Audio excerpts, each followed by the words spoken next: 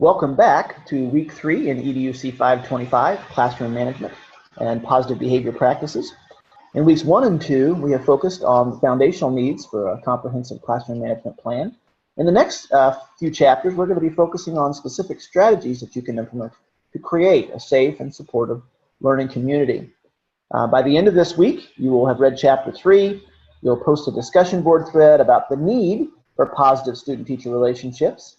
You'll complete a learning activity based upon a journal article that talks about the effects of the teacher-student relationship and how that might affect students in the classroom. And then you'll also complete a detailed parent folder project.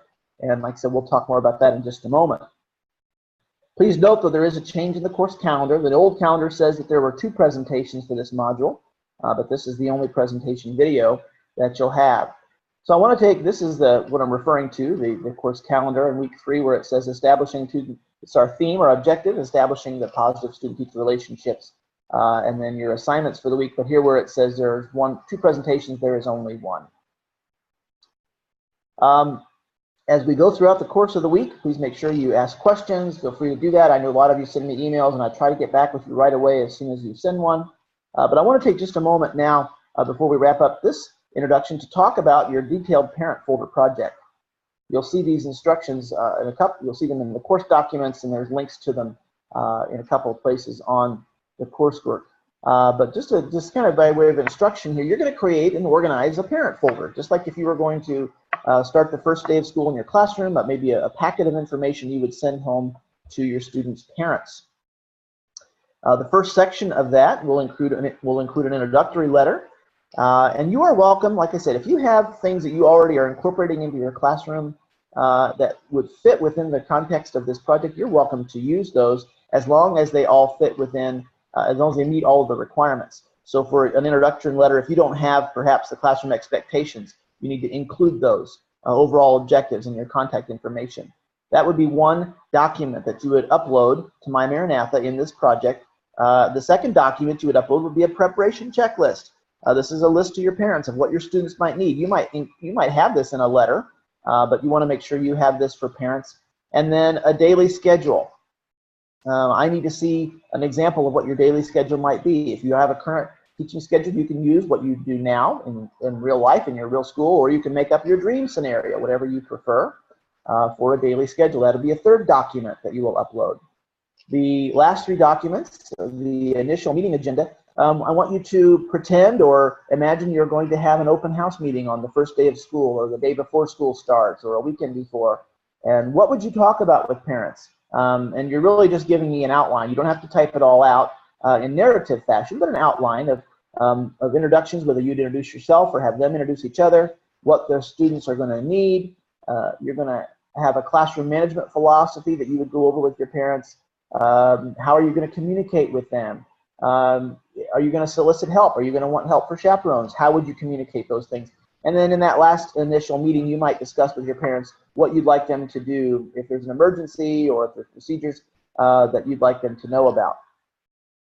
The fifth document, or the fifth document you'll upload is a parent communication. You're going to explain to me in a Word file, explaining how you're going to keep parents informed, whether you're going to do newsletters or how are you going to deal with parent concerns. And then how do you feel about positive interactions? I want you to share a little bit about what you feel about parent communication. And then the 6th document that you'll upload is a brief, very brief, classroom management philosophy. Just a couple of paragraphs is all we need here that shares a little bit of the nature of philosophical, your relationship with your classroom with your students and your parents, general behavior standards, and the discipline steps. You're going to share with me in this brief classroom management philosophy some of the steps you might take, whether you're going to give warnings and then you're going to give tallies or you're going to give demerits, whatever it is that you're going to do. The last element that's listed on here is not a document you'll upload, but rather just making sure that you remember you will have points for whether it looks good, be creative if possible, make it sure it's very professional. But I want to just go back here to the opening instructions, just to remember that you're going to submit 6 separate Word documents to the assignment. You don't have to, you don't email them to me, you just add them right to the six separate documents: the letter, the checklist, the daily class schedule, the initial meeting agenda, parent communications, and the brief classroom management philosophy. There are no rubrics, or there's no template necessarily for these, so you're welcome to use things you already have or create them new. So those are the initial, the parent folder project. Please feel free to let me know if you have more questions. As we wrap up here, I want to just share with you some thoughts. These are some thoughts from your textbook that I thought were really interesting. Most important, Phelan and Davidson and Chow say, most important, students say they like classrooms where they feel they know the teacher and the other students. While they appreciate a well-organized and an orderly environment, they do not like one in which the teacher is detached and treats the classroom as a whole rather than a room full of individuals. And so you'll be reading about individualized student attention in our chapter this week. And one more thought before we wrap up here from Mindler. Nowadays, to be successful in a position of authority requires an ability to connect in a caring way by inspiring hope within others and by leading one's own life in a manner that models that message. And so as we think about these, this idea of creating positive teacher-student relationships, I hope that you'll pray and ask the Lord to give you wisdom, and we'll all become better instructors in our classroom as we read and study this week. Have a great week, and let's get started.